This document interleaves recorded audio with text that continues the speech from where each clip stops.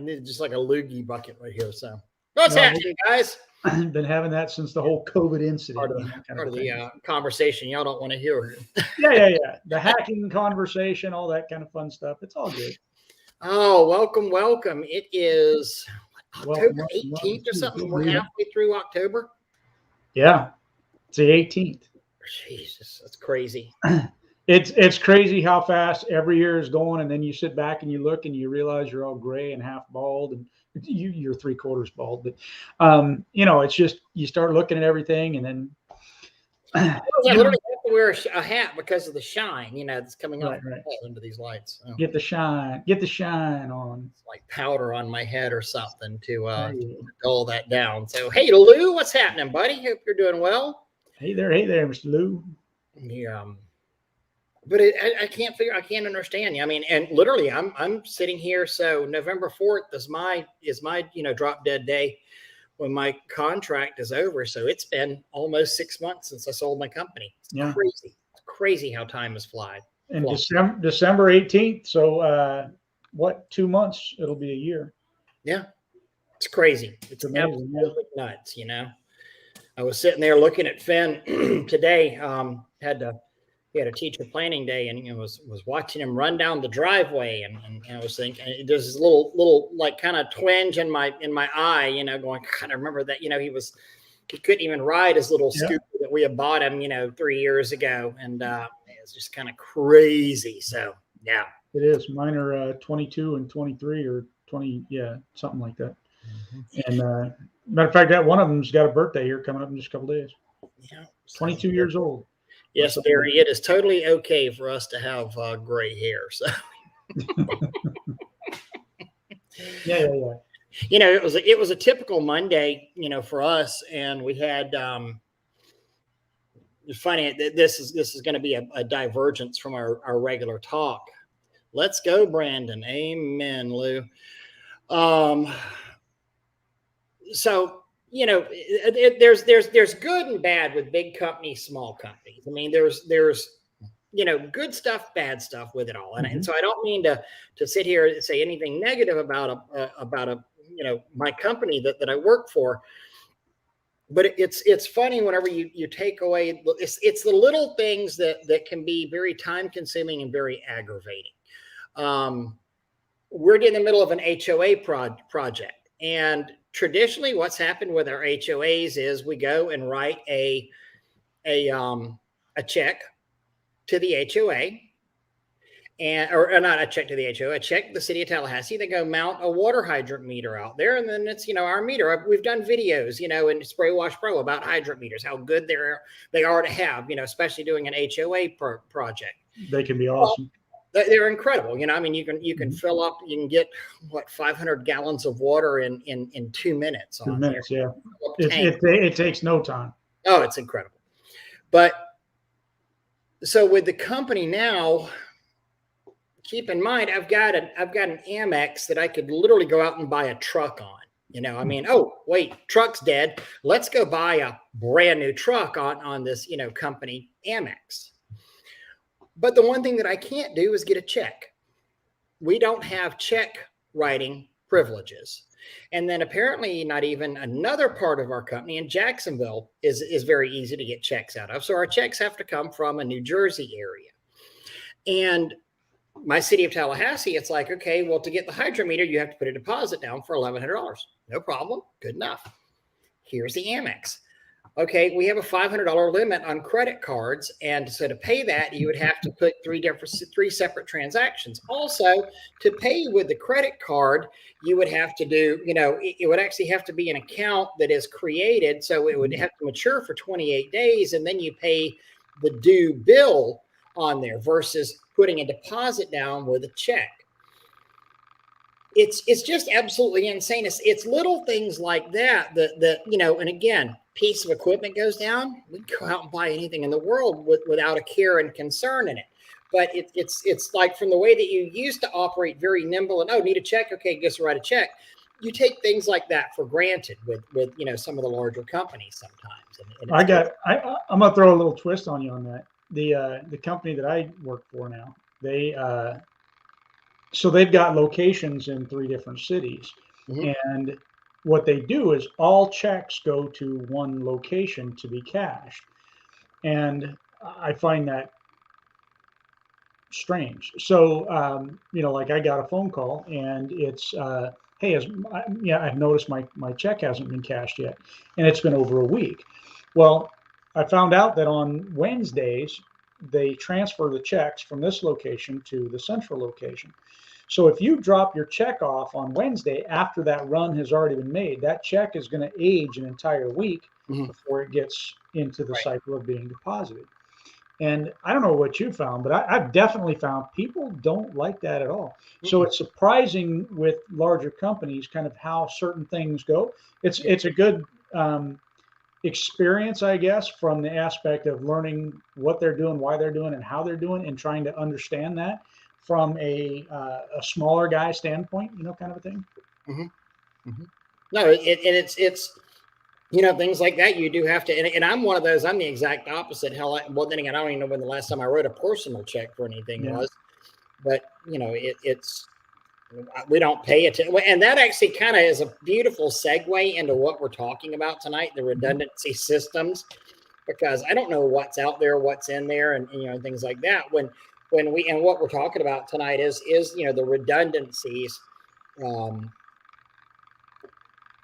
when we sold initially, when we sold, I can't tell you, it took 3 months to straighten out the bills, the bookkeeping, because there's stuff that, hell, honestly, it's still coming out. Because like there's something I use to make before and after pictures that I noticed that Apple just took out of my account this past week. Well, I'm not making before and after pictures anymore for me for Don't need it. Sprint Yeah. Wash, and it's a monthly, I'm sorry, it's an annual payment to the iTunes store of $49, and No big deal. it's what it is. I mean, it's just one of those things. But we have all these stuff coming out of auto draft and pulling stuff out of your account. It took us months to figure it out. Hell, I've been trying to. In fact, right here is a life insurance policy that I'm trying to get reinstated because it was coming out of my spray. It was being paid for by Southeast Personnel Leasing, where I had it auto deducted and paid by my payroll company. And I don't, it suddenly, I'm no longer with Southeast. They're no longer deducting stuff out from Southeast. So 5 months ago, my life insurance policy stopped getting paid. And I didn't get notification on that until last month. So there's a 4-month lapse in They there, redo it. and catch up. And, when I got this policy, I was 42 years old. I have to think that my rates would be better as a 42-year-old than it would be as a 51-year-old. So, I'm going to stick with this, Allstate life insurance policy and play to catch up on there. That's something that I'm dealing with right now as well, where I'm seeing a lot of customers in this roofing storm industry thing that we've got going on that are saying, when you look at the deductible side of things, this is where it's good to hang on to a company or to hang on to policies for long periods of time. Even though you may not be happy with certain things, you need to look at how things are progressing and where they're going.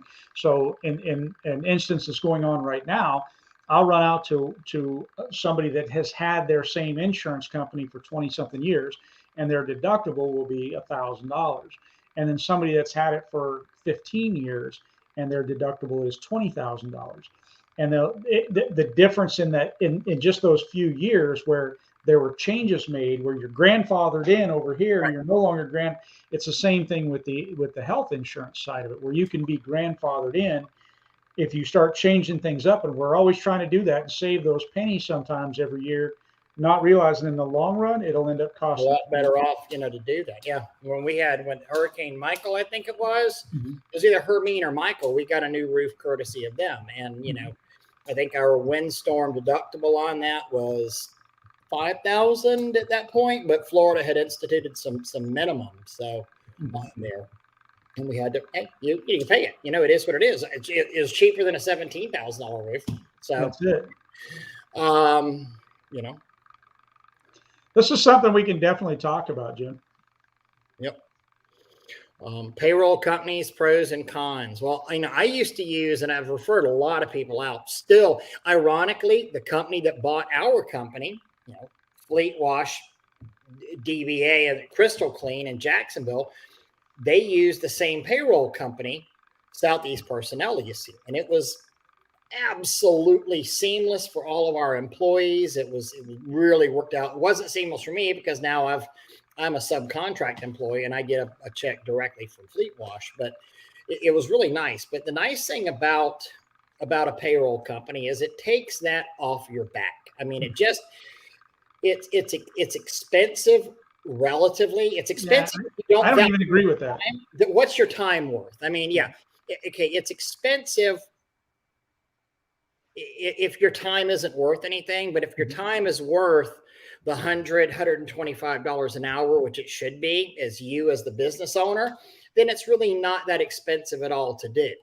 I think for us, and I'm going off of memory here, so, and I'm gray hair and all that. My memory's not the greatest, but I think ours was either 3 or 6% is all it cost us. And when you think about it, the reason that I say that, I think it was 3%. Right. The reason I say that really isn't very much is everything that they provided, or I could have them provide. Right. I actually didn't use them the way I should have used them. So they'll take care of all of your HR, your payroll, your making sure you've got all the signs and placards and things that you're supposed to have up there. When I first started with so there's payroll and then there's PEO, and they're two different things, right? So if you go with a PEO, that's called a professional employment organization. They can even take care of your workers' comp. So what they do is they pool companies. So they'll take something like Spray Wash, and then they'll take in Cajun Soft Wash, and then they'll take in Prestige Wash, and then they'll take in Power, MTH Pro Wash. They'll take in all these different companies, and they group them together. And it's not just pressure washers. You'll get bakers and all kinds of stuff. And they group them all together. And so they get this great policy for things like workers' comp. And like Southeast was large enough to where they actually underwrote their own workers' comp policy. I mean, they didn't have to go out to Lion Insurance or USA Workers' Comp policy. And are they a PEO or are they they're an employee? They're an employee leasing. Gotcha. Yeah, employee leasing, which again is different than a payroll company, a PEO. There's also employee leasing, and now they also won't talk to you if you have less than 4 or 5 employees out there. Right. We really we were lucky to get them whenever we did, because I think at the time, whenever we sold Spray Wash, I don't even know if they had kind of raised their standards where they didn't even want people with only 6 employees. They were wanting 8, 10 employees and all. So, and they did things like you were saying, the correct signage, what do I need to have to be in compliance? They would do things like I would get safety inspections on my trucks, free. They would come and walk around, and, they would do an OSHA inspection at my shop, not OSHA, but it was OSHA quality. We'd have a guy walking around with us, and we had at least 2 of those, if not 3, over the 6 years that we had them. And it was, hey, this is what an OSHA inspector is going to look at if they pop into your shop. Ooh, you've got a chain sitting there that's a trip hazard. You've got some hoses over here. Those need to be out of the walk area on here. Hey, your chemicals aren't labeled. You realize that's a fine sitting there, that drum that even though it's an empty drum with about that much of a mystery liquid in there, that's a fine if they come in there and say, hey, what's in that? You need to have it labeled non-potable water, We had some employee issues a couple times where it was nice to be able to have that connection call that you could make, because they're invested in you as well. So they are also responsible for those employees and for what happens and how it happens and why it happens. And so, we had an incident where a guy got hurt. Right. And, it was kind of, because sometimes I think about employees and I think, God, are you just, Yeah. do you Really? just not think? So we had cameras inside of our shop, and he's saying he can't do stuff, and yet on the cameras, here he is. He's jumping over ladders. He's doing stuff. He's kind of Right. dancing, and when he can't do any of that stuff. So Right. anyhow, but they were able to help us through that process, which was really good. And then, I had another alcohol incident with a guy, and they were able to help us through that process with them to make sure we stayed in compliance with the rules and the laws. And so that was another nice factor of that. And and you going back to your 6 employees thing, that was the same thing for us. We had a different company with a little bit higher rates. Once we hit 6 employees, it opened us up to many other companies that were willing to take us on, dropped our rates on certain things, allowed us to do more, including our workers' comp. We were able to take our workers' comp and do a direct buy on workers' comp, and which actually ended up saving us a crap ton of money, really. Tanya and I made sure we were always counted as employees too. Yeah, and absolutely. I had estimator workers' comp on me. Tanya had office clerical workers' comp on her because she and the office gal. I mean, they're going to get a paper cut. And serious, and literally it was like $2, per 100 on there.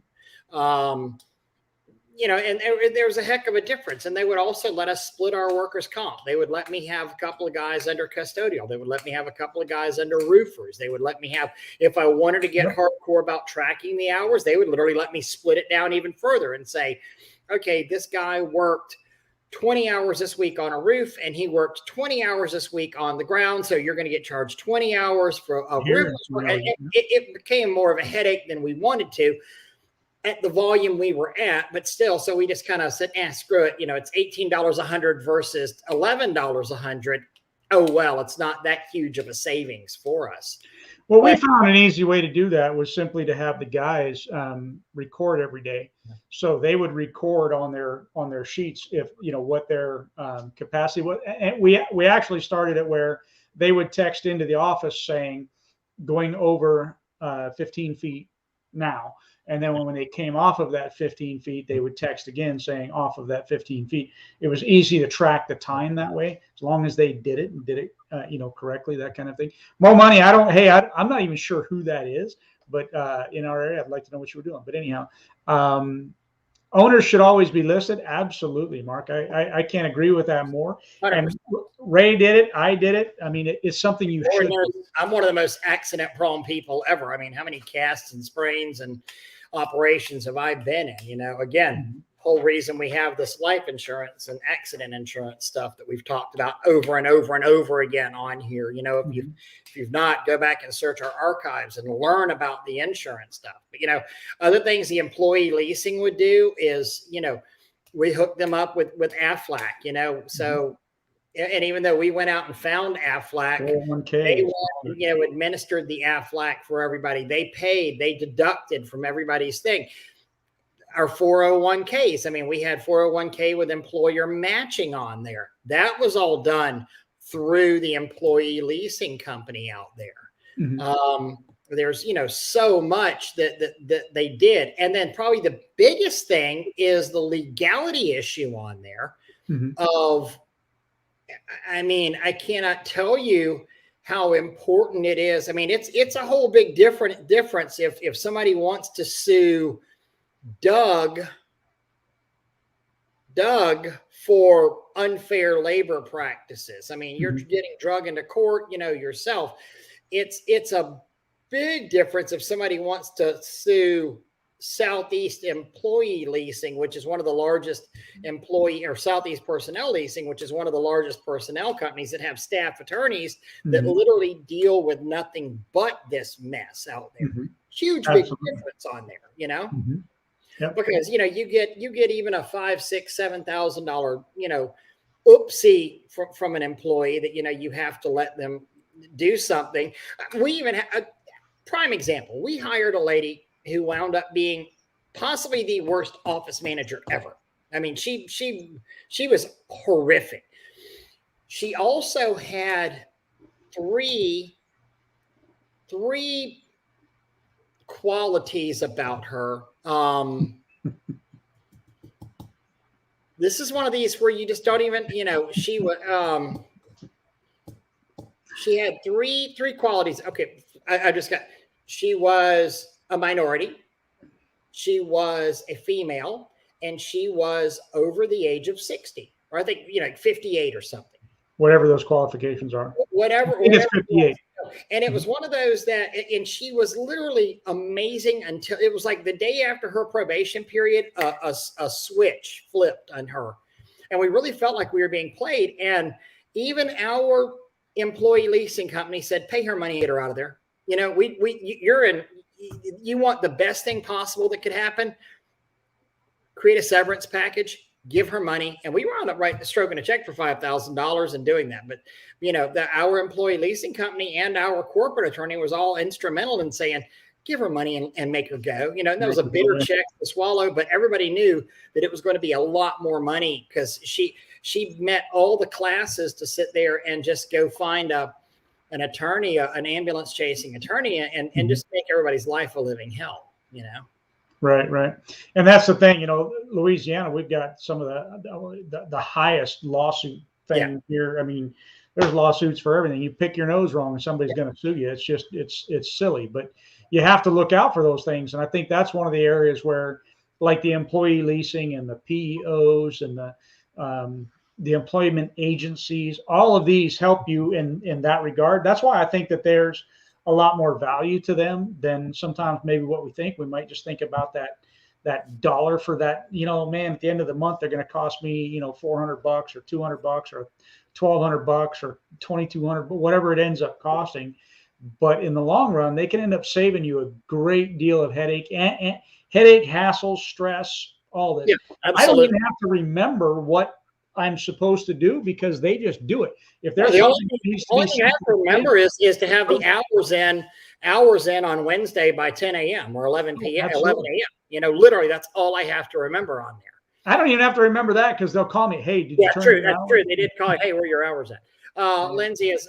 Absolutely. I contributed. Not only did I contribute, but then I had the company itself, matching, the LLC, Spray Wash Exterior Cleaning, contributing back on my behalf, and Spray Wash Exterior Cleaning contributed back. We had it was up to like 5% matching. And if the employees wanted to go and max out their contribution at 5%, I think we would wind up matching at 6%. So I think to do that, more than happy to do that for the guys. I think the way ours is that you could, I might get the numbers wrong, but you could max out at either 5 or 6%. There were two different levels, I think. One was at 3%, and the other one I think was either 5 or 6%. And so, depending on where your level in the company, if you were a manager or whatever, you could do I think it was the 5 or 6%. If you weren't, it would be 3% company matching. And I think it's silly not to. So if you initiate the 401k, first of all, you as the owner, you put in the max, and then you have the company match the max. Mm-hmm. That's just the smart way to go. In any place that you would work, if they're willing to match you up to 6% or whatever, you should be. That's just, you're doubling your money. It's silly not to. Mo's saying we have real topics. You should have more folks on here. Yeah, I agree. We don't really market this that much. Feel free to invite people, but we try to actually talk about perspectives from two guys that have actually had successful cleaning businesses, which is kind of refreshing on YouTube because most of the guys selling you shit out here haven't done that. Well, I want to say this, Ray. I'm a back up just a little bit. Before your washing business, you had a successful business. Before my washing business, I had a successful business.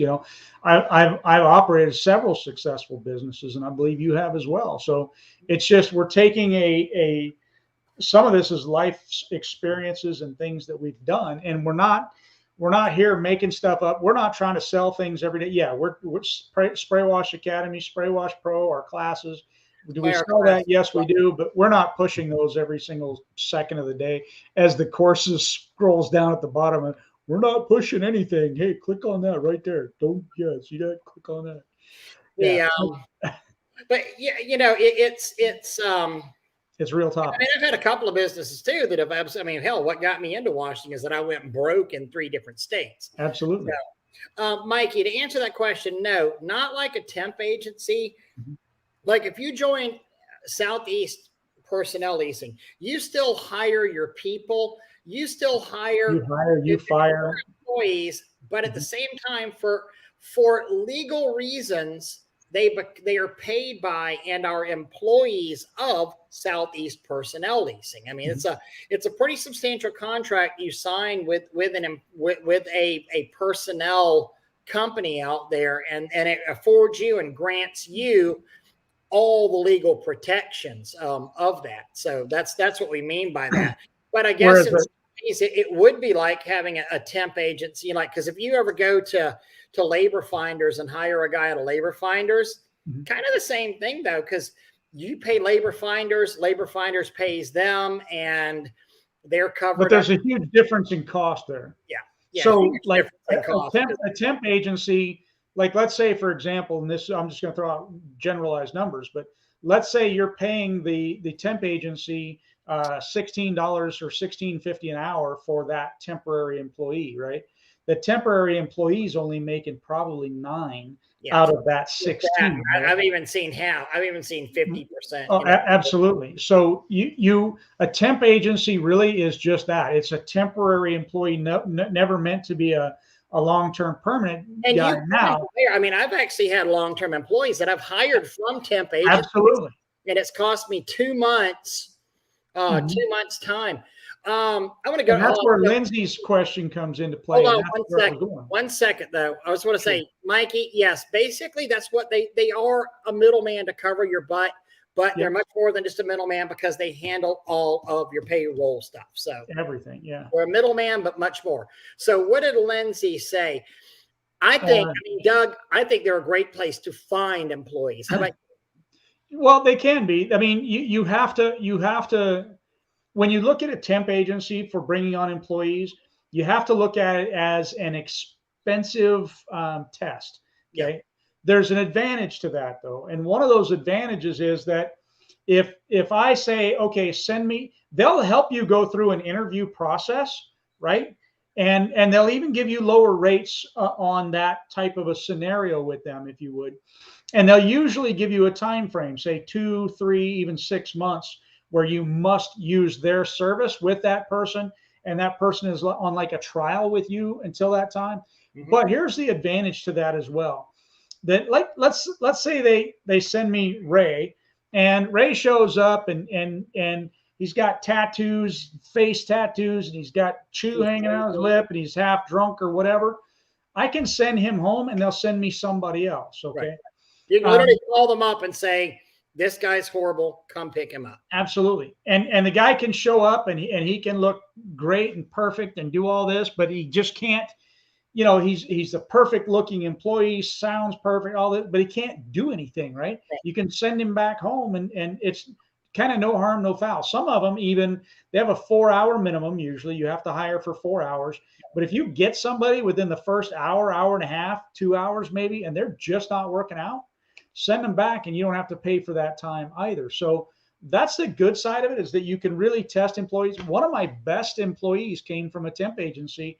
I wasn't intending to hire, but it happened that way, and he was great. And I had a guy that worked with me for 5 years, and before spray wash, and I got him from that.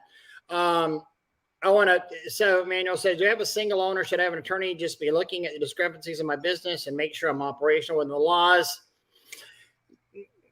Yeah, but I mean, keep in mind, I mean, you need to, whenever you have an attorney, you need to go in there and ask specific questions of the attorney. Don't give your business attorney a carte blanche of, hey, tell me what I need to do, because you will get billed out for 20, 40, 60 hours or so on there. You need to have pretty specific questions for your attorney on and there.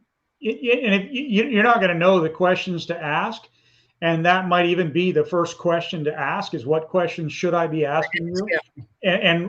and what topics should we stay away from, and how are you billing me? Are you billing me for every single time it's a minimum of 15 minutes, or how does that cycle out? Because there there are attorneys that if they pick up the phone and say, "Hey, Doug, how are you doing today?"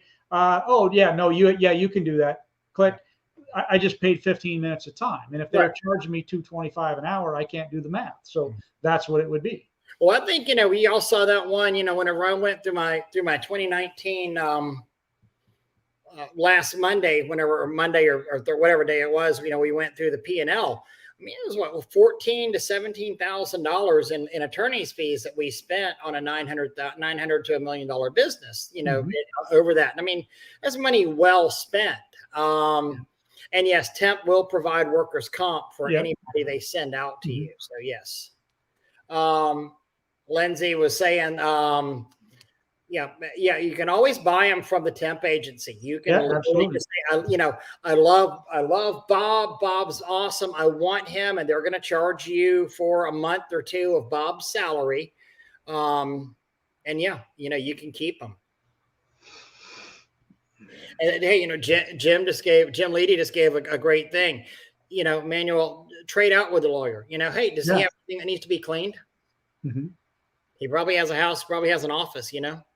You get a lot of bartering and a lot of trade. Absolutely. You can always try it. Sometimes that works, sometimes it don't, but it never hurts to ask and try.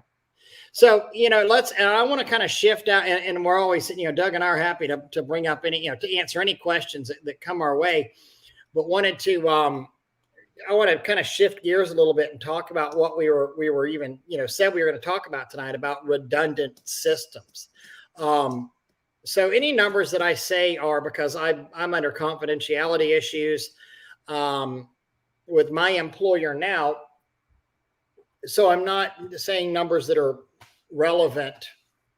Let's just say some of the percentages might be similar, but they're very into technology. They're very techy. I mean, we've got this amazing computer program that's available. I think Service Fusion. I don't think I'll get in trouble for saying that. They love it. It tracks stuff on so many different levels. I was always a House Call Pro guy. House Call Pro worked very well for me. My company is here. The company that bought me is, 10 times the size of what I was. Then the company that owns the company that bought me is 800 times the size of them. Mm-hmm. Hey, Charlie, welcome. Good to see you, buddy. So they came in and I don't mean they laughed at us, picked at us hard. I mean, it was a good natured, ribbing and joking. But, God, you people are just so, paper everywhere. Honestly, one of our faults, Tanya and I, we pushed a lot of paper. We pushed a lot of paper in our office, but we're kind of old school Luddites. Technology is great, but at the same time, you need some redundant backups on things. Mm-hmm. Well, so we just had this congratulations email sent out of Yay Team, our division. My company and another couple of companies did $2 million in the month of September. Rah, rah, us. So, 3 companies that are in one division together, we did $2 million. Incredible, right? Well, I'm sitting there going, you know what? And they attributed $150,000 to my office. And I'm like, I know what a damn $150,000 month feels like. I've had many of them in my life. I am more tired than $150,000 a month, And so again, everything is in this computer world. So that's where they're getting their numbers from. I go back to my manual calendar that literally still runs our day. Each and every day, we sit there and look at the paper calendar that we write all of our jobs on, that we write the amount next to the job of what was done. And then, we put, whenever that job is done, we would go and put a yellow dot next to it. That means that job was completed. Then whenever that job was invoiced, it would get a pink dot next to it. Then whenever that job was collected, it would get a blue dot next to it. So there was a kind of a, and it went into House Call Pro as well. Well, House Call Pro's gone away. The calendar is not gone away. And we don't do our own invoicing at this point anymore. We don't do collections, but we still do the schedule. And I said, so this 150, something feels wrong about this being a 100. Not adding up. And so I had Dwayne, my office manager. I said, Dwayne, hit the calculator. Let's run a tape on what we have out for the month of September. It winds up being a $225,000 month. And again, I'm giving you these numbers. They're not the exact numbers. The percentages are roughly correct, though. So there was 35-40% of our jobs were missing from that total. I mean, and you would think that with the computer systems being in play, that there's just no way that would happen. But it also depends on how are things being accounted for? Are they? I mean, is it a day-to-day thing? Is it calculated by the week? Is it calculated? And I don't know. And so right now tonight, there's accountants working on that for us to figure this out, because we know what we did, and we've literally got the pictures of the billings and the backup calendar. So we know that we were at 225, not the 150 that we were credited for. So maybe it's an internal coding on the computer system. Maybe it's something here, there, somewhere. Maybe it went up into the blogosphere. Who knows? But we're going to figure this out.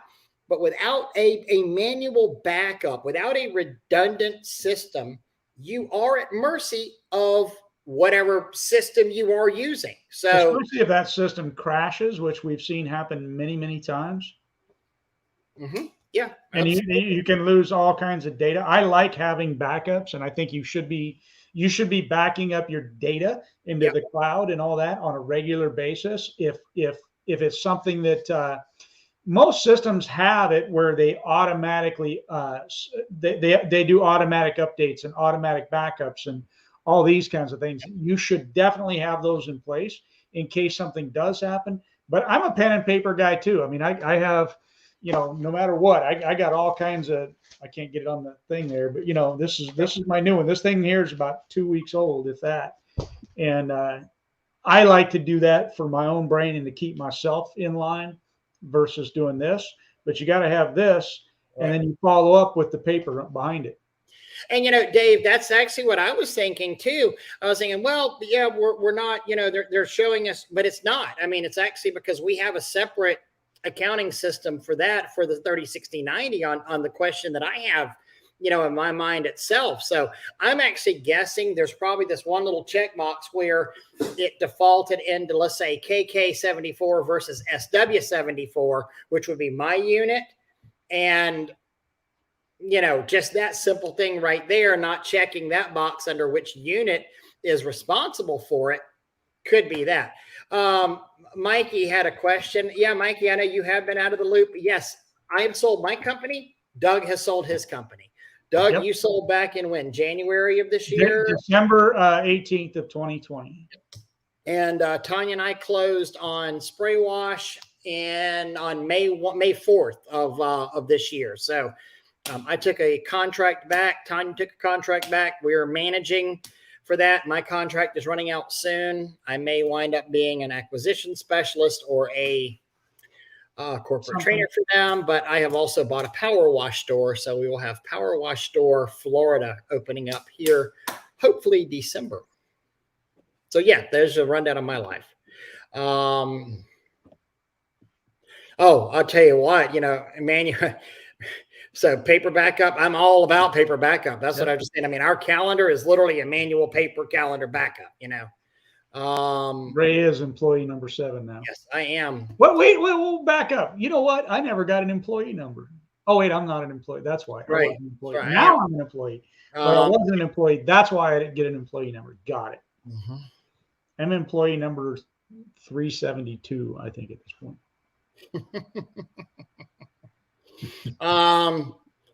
I have a world. I mean, I don't. I mean, I have a worldwide no compete for 3 years. So no. I mean, I'm done. I did what I set out to do. I enjoyed it.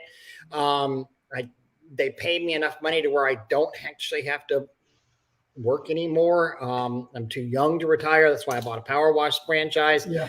I would not want to be unethical and go against them and start another wash company again. But I still do love, so Doug and I are concentrating on our education with Pro, and I'm opening a power wash store, and heck, Doug and I may open another power wash store in the future. We may, we'll see what happens there. Once the power wash store opens up as well, you'll see a lot more content and stuff coming from Pro, because right now we're kind of in a transition phase where we can't share and do certain things. But once the power wash store is up, I think you'll see different things about just maintenance stuff and going out and how to do different projects with different things. There will be a lot more content that'll be coming once that happens. Yeah. And Ray, how far out do you think you are from actually opening the store? Realistically, January 1. We signed a letter of intent on about a 9,000 foot facility. We'll be doing some manufacturing as well. We'll be building rigs. We'll be blah, blah, blah, blah, blah, blah. So, trailers and all kind of great stuff coming out of your, I had initially said my power wash store was going to be a boutique kind of little small thing, but we'll plan on actually mobile servicing, bleach delivery. I mean, it's going to actually be bigger than I really want it to be, but yeah, you know what? I can rest when I'm dead. Yeah. Well, and that's the same thing here. I mean, I looked at, I was going to open a power wash store. I just decided I didn't want to work that hard anymore. Now I find myself doing this roofing sales thing, and I'm working way too hard. Yeah. So the semi-retirement thing is back on the radar. Just getting past where I'm at now, and so I, just very recently. So Ray, I didn't even tell you this, but 2 days ago, I lost another very, very dear friend. And damn. So it's one of them things, but I'm looking at that as well. And I'm saying, all of us have been, the passings that I've had recently are all too young for this. So I want to look at enjoying life as well. So I mean, which I have, but maybe focusing more on that direction than business. So no, I don't really have any intention of getting back into the wash game. I know I've had a lot of people ask me about, coming to help them grow their business. And, a temporary thing would be one thing, but as a long-term permanent thing, I don't see that for me. Some questions, and thanks, Charlie. I appreciate that. Power is saying, am I going to be high volume or high end? Definitely high end. Not necessarily. I'm not worried about high volume. I want to deal with guys that want to learn. I won't be the cheap place. I mean, honestly, I won't be, but I'll be the guy that just like builds awesome stuff. Whenever you have a question, you call me and I answer it. I've actually been, and I can't say any names here. I'm pissed for actually, you and I have got a friend in common, and he's a Pro member. He's somebody, long-term guy in business. I am so pissed at how he's being treated by somebody right now, a vendor in this business. He bought a hot box, and literally the hot box came missing parts out there, and nobody's returning calls. He's being forced to disassemble the hot box. This is not a cheap $2,000 piece of equipment, $4,000 thing, and it's basically him being told to deal with it. And he's a gentleman, and he's not lighting the guys up online, which I would be. I mean, honestly, if somebody was giving me, always give a chance to somebody an opportunity to make it right. Make it right. But this person's literally saying, "Oh, we're not the people to ask about wiring and blah blah blah," and it's like, then who do I ask about that?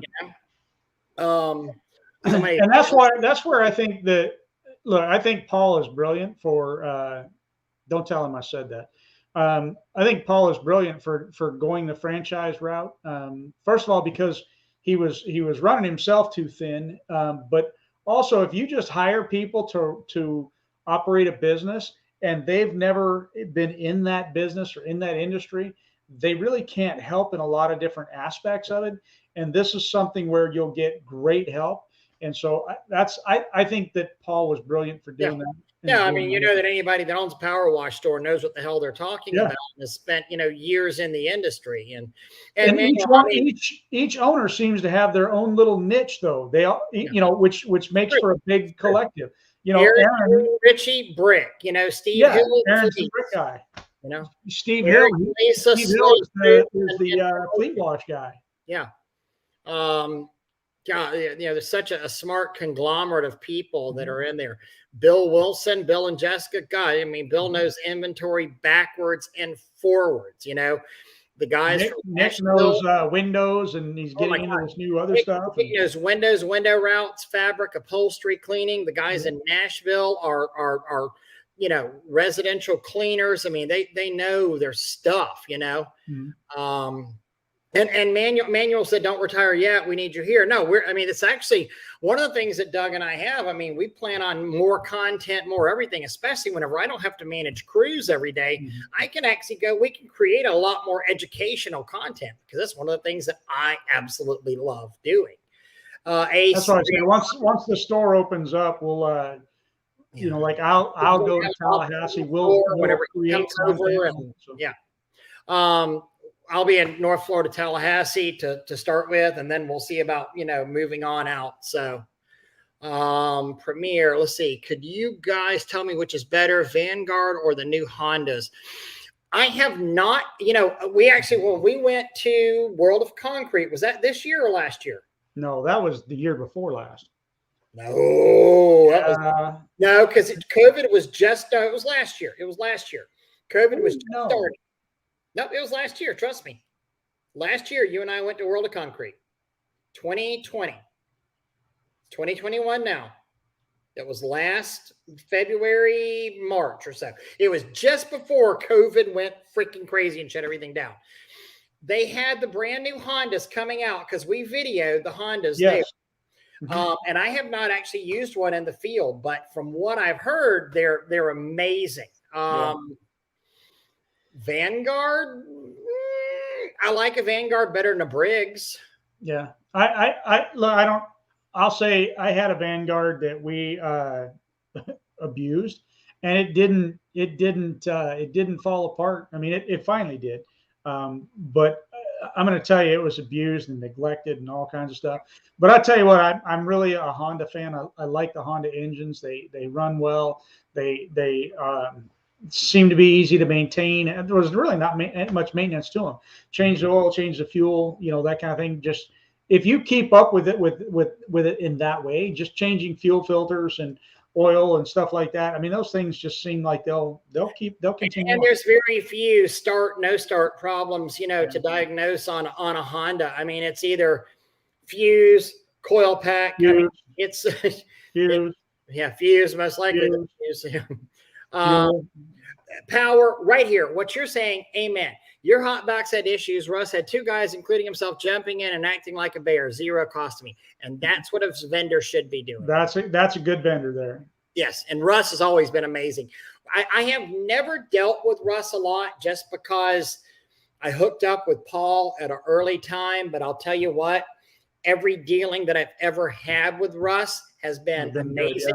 And I know Russ is one hell of a solid individual. Yeah, I'll agree with that. And I take my hat. Again, on the same boat. I didn't have that many dealings with Russ, but the dealings that I had were always top notch. Never had an issue. And there are a few vendors out there I won't name that, I can't believe the level of service or lack of service. There's a female vendor out there. I won't mention any names, but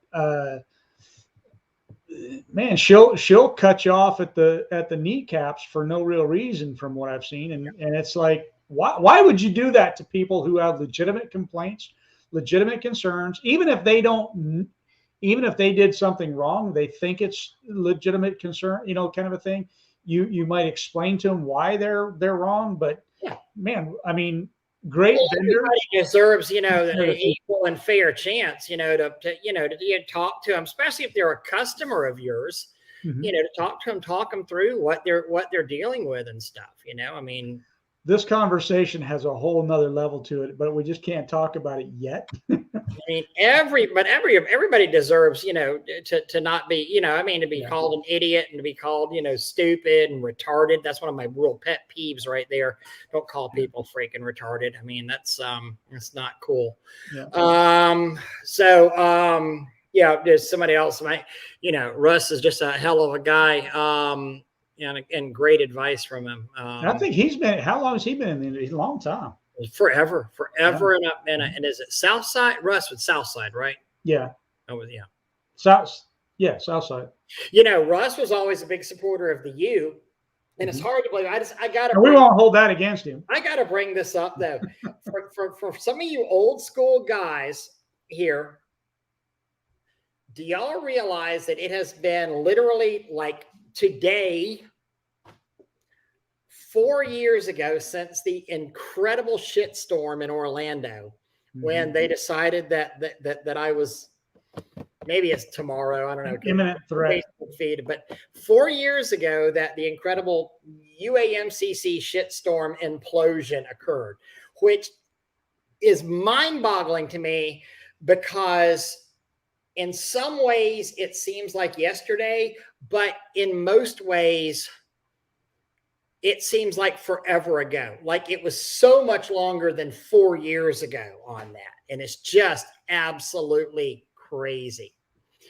So Manuel Russ is from Southside Equipment. He's in Kentucky, Louisville, right? Or is it Louisville? Or correct me if I'm wrong. Power, but I believe it's Louisville. I think it's Louisville. I'm not positive either. Yeah, that was a heck of a thing. I mean, that organization had the chance to be the premier eminent. I mean, I'm telling you what, that convention was.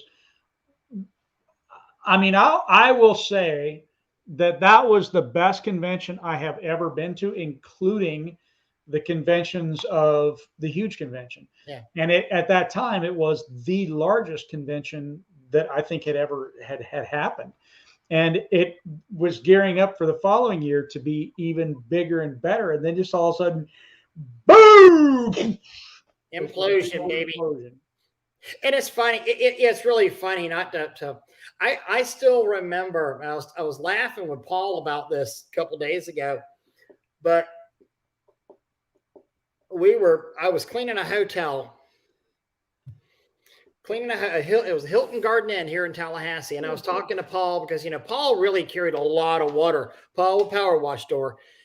He was the major sponsor of the UAMCC. He paid for all the mailings. He was the guy whenever, we needed money. Hey, we need like $5,000 more for this event. Okay, wrote a check, no questions asked. And we were sitting, and Paul and I have been good friends ever since I got into this industry. You're just one of my closest friends in the industry. And I said, well, Paul, I'm going to be the president of that org. What's going to happen. I said, that I'm going to be the president. Let's figure out where we're going, taking this thing to the next level. And Paul said, Ray, he said, listen, and I'm talking to you as a very good friend and a confidant. He said, you will never assume the gavel of that organization. And I said, really? He said, I'll bet you whatever amount of money you want right now, something's going to happen and you will never be president there. And to this day, Paul Cassander is one of the most prescient people in the world. I will follow that man to the end of the world because he knew. He was right,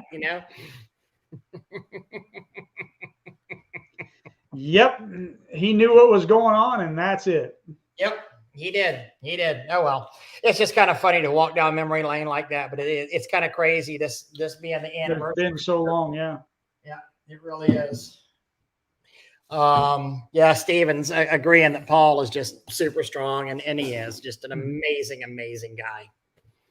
It's funny. I was thinking this earlier in this industry, and I mean the pressure washing, soft washing industry as a whole, has got some of the most solid, best Rock solid. Most incredible, rock solid, give you the shirt off your back, the hat off their head, do anything in the world for you kind of people in it.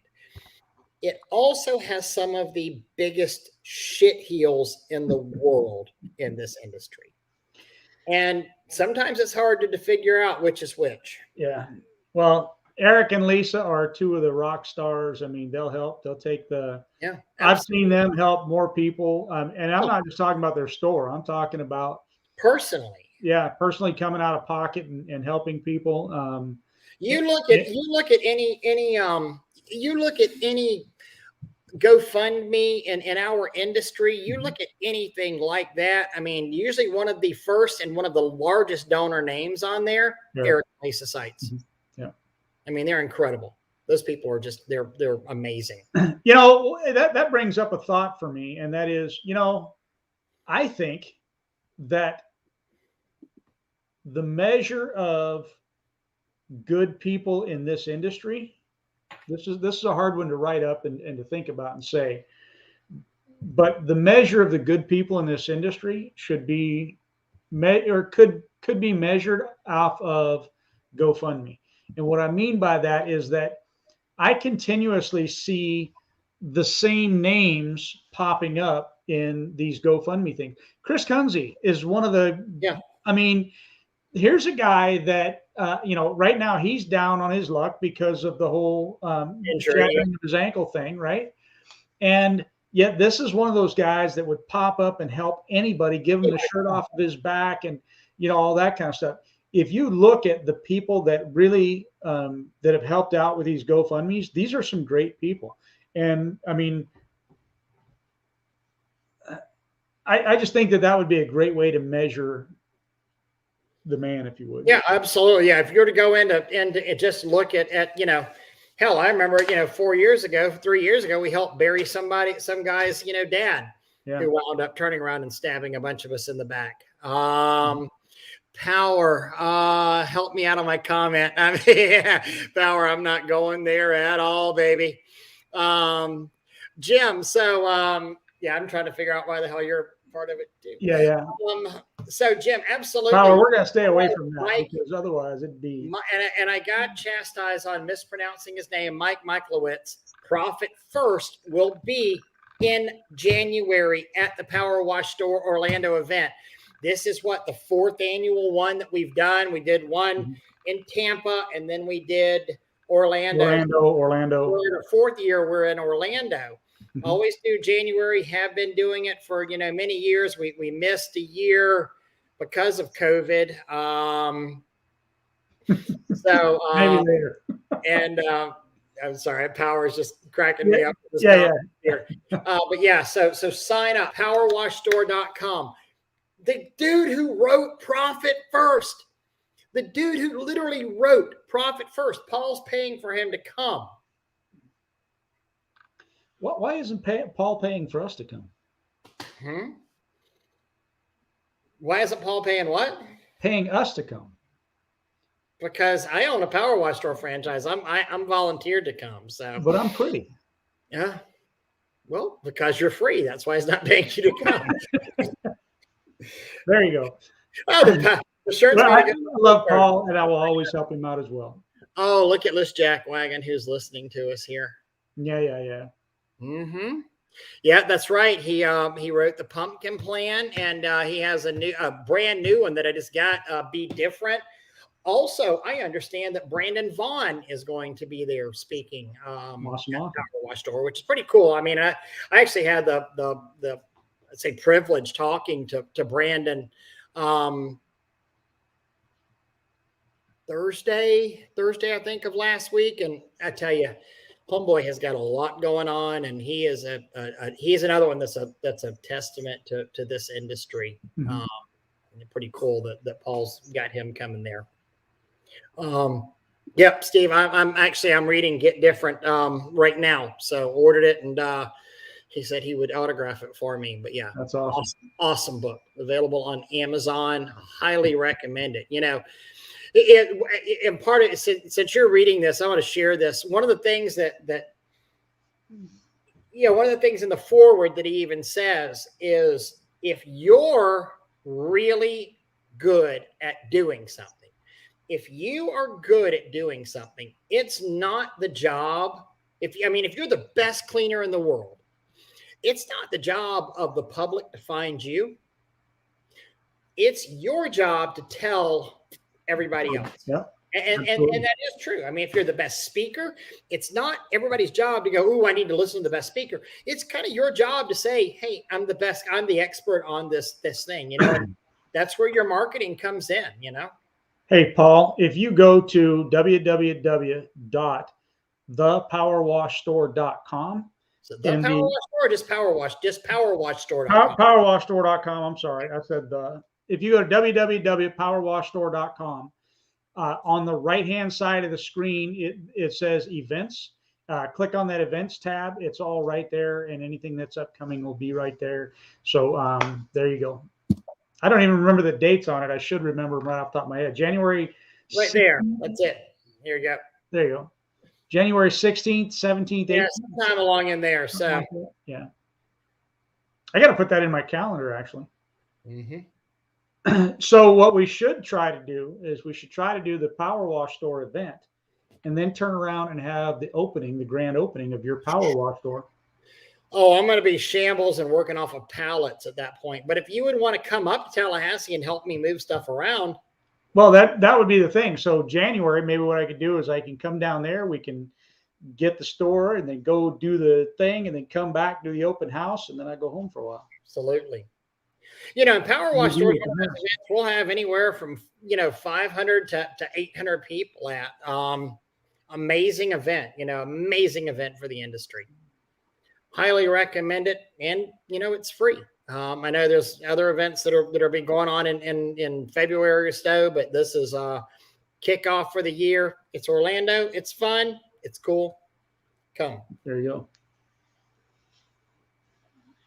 Anyhow.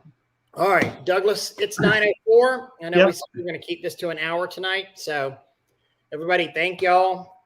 Appreciate it very much. Y'all have a good night. I'm going to go eat dinner because I haven't yet. God bless y'all. Take care. Wash on, guys. Wash on.